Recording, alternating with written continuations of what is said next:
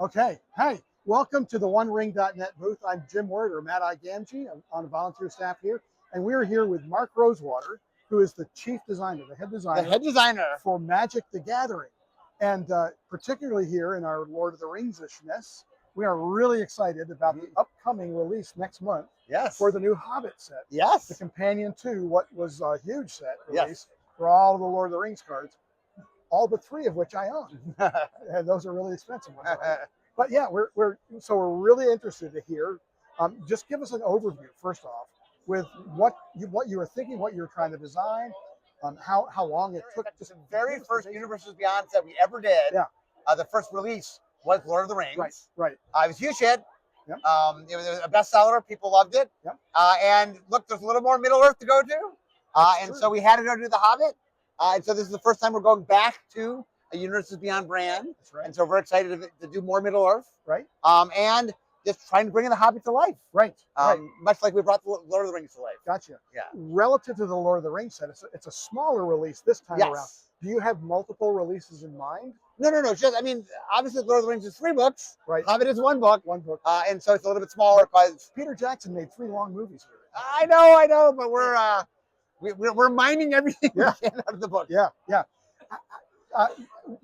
In what ways will the Hobbit set connect to and reinforce what you're doing with the Lord of the Rings releases, and how will it be different?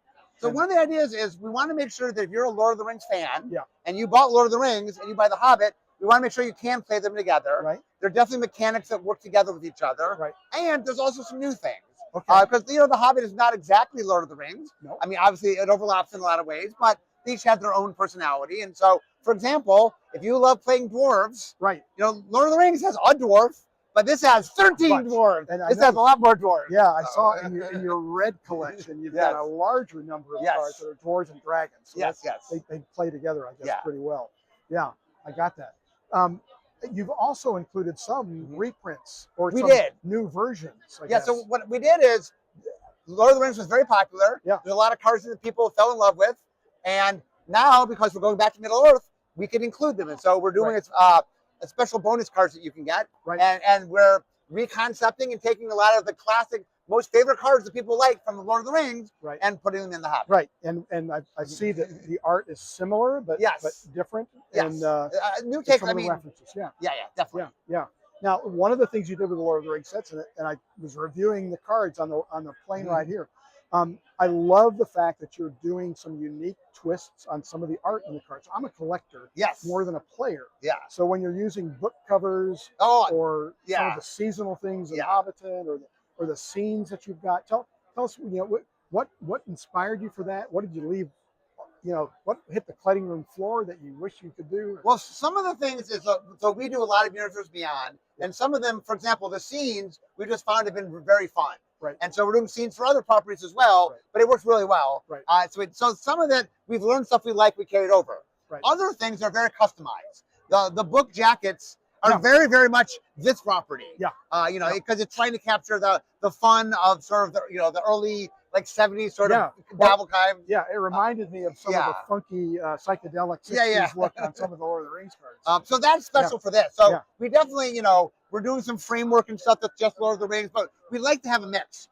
Because we do this all the time, we've discovered some things that just work really well and other things that are unique. Like one of the fun things we're doing, in Magic, there's a thing called sagas, which represent storytelling. Yes, I saw that. And we do a lot of sagas in different sets. And depending on the property, we do them differently. Right. For example, we've done TV shows where they represent episodes of the TV show. Right. But for The Hobbit, there's songs. Right. So all the sagas represent songs. Because in The Hobbit, they like to sing a lot of songs. They do. And so we're able to capture that, and you can see the songs represented through the sagas. Excellent. That's great. I know that there are always really sought after cards. Yes. The mythic cards and the rarer cards, and now you've got a 500 print or so Smaug the Golden coming out. Yeah. Tell us about, if I'm a collector, what's the best way to try to get some of those really high demand cards? So we make the normal pack we call the play booster, but we also make what's called the collector booster. Yes. And the collector booster is more expensive, but just gives you a better rate of getting all those collectibles. Right. Right. And there's some things that are only in the collector boosters. And so if you're a collector, the collector booster is the way to go. So I should just exclusively focus on the collector boosters. I mean, you're just trying to collect. The collector booster will give you a better chance of collecting those harder to get things. Right. If you want to play the game, play booster is great. You can draft it and play with it. But if you're trying to collect, the collector booster is the way to go. Okay. But if you're trying to play the game, the play booster, yes. The play booster. The play boosters are made so you can play what we call limited, meaning you can play right out of the boosters. Right. You can do sealed, you can do booster draft, and we have a lot of different formats in Magic. So you can play, you want to play Commander or Standard or Modern. There's just lots of ways to play. So what are some of the upcoming events? I know that you were posting on the Magic website some of the even very soon. Well, Gen Con is coming up in a week, and that's our big blowout for The Hobbit. We're going to do all sorts of things and show off The Hobbit. And if you pay attention, either if you're at Gen Con, you can maybe be there live for some of the panels, or if you're online, we're going to be doing a lot of previews, and so you can see all the cool things. If you have a favorite part of The Hobbit, it's probably on a card. Okay. And you're doing some panels here at this. Oh, we are. The panels here, though, not for Hobbit. We're doing a panel for Star Trek, and then I'm doing a general Magic panel. Okay. Yeah. Excellent. Excellent. Josh, you got anything over here? Well, actually, he answered my question as far as because for me, not a player, I'm a collector. Yeah. So that's where I would be, is buying a collector box. Yeah. But I did want to say that, got to sit in on the preview panel before you guys did the stuff in Amsterdam. Yeah. And my favorite cards that I got to see, I love the book cover cards. Yep. Those are my favorite too. It's like they just honestly, to me, they look like a card that you would just collect. Yeah. Like not if you're not it's not about being a player or any of that kind of thing. It's more just like it looks like a very cool card to collect. So to the book cover cards. Yeah. And the fact that they're kind of 60s, 70s. Yeah. How do you connect to the Lord of the Rings personally? Like when you read them, or how it's interesting for me. When I was young, I was like in middle school, I think. And I read a lot. I was a voracious reader, but I didn't like fantasy. Okay. And my librarian recommended The Hobbit. And I was like, well, I like so many books, so I read it. And The Hobbit's what got me into fantasy. Like The Hobbit was my entry level, as many people, I guess, the entry level into fantasy. So I was the same way. I had a friend in high school that tried to get me to read Lord of the Rings. He's like, I think you like it. I'm like, I was wanting to play basketball. I thought I was going to be an athlete. Wrong. And then we went to see the Mark Wahlberg Planet of the Apes. And a trailer for Lord of the Rings. And my mom goes, hey, I read one of those in high school. And so I was like, well, do you want to go see the movies? That became our thing. And I read the books. And now I'm like here with you guys and stuff like that. So we are kindred souls. My second grade teacher. Was the one that gave me The Hobbit. And I remember the covers very distinctly. Well, so one of the things that's fun from a collectible standpoint is we want to get visuals, and every property has different visuals. And I think the book covers really spoke to Tolkien, to the Lord of the Rings, and like we've done other properties in which we find other things. Like we do a Marvel set, and there they look like comic book covers. And so each property has its own visual look, and that's the fun of doing it. As the designer, are there other things that you're hoping people will notice in this set?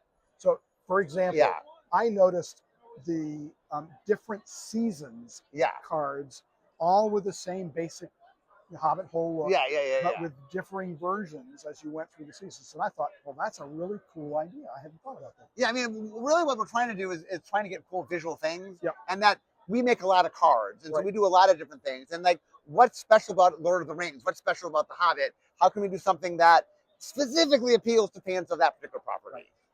And that's why, like the book cards are so great, just because it so speaks to both this property and they just look really cool. So fun. Yeah, those are my questions. So give us a quick recap. What do we look for? When do we release the set? Well, The Hobbit's coming out very soon. Comes out in a month from now.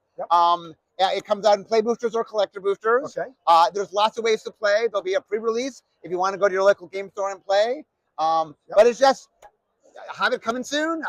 For all you Lord of the Rings fans, we got more Middle Earth for you. Excellent. Mark Rosewater, thank you so much for coming by the One Ring booth. Great to speak with you. I am fearfully looking forward to joining the collection for this next